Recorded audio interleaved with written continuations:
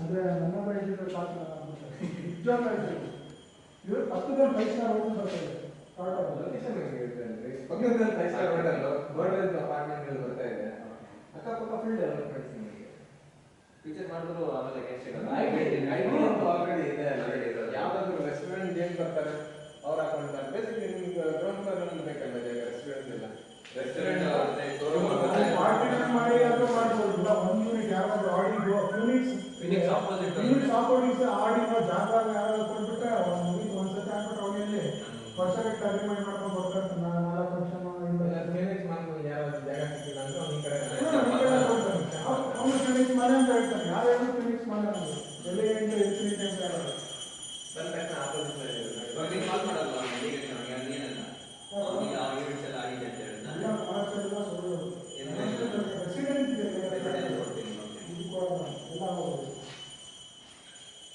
UDI share ಎಷ್ಟು ಅಂದರೆ ಯಾರೋ ಒಬ್ಬರು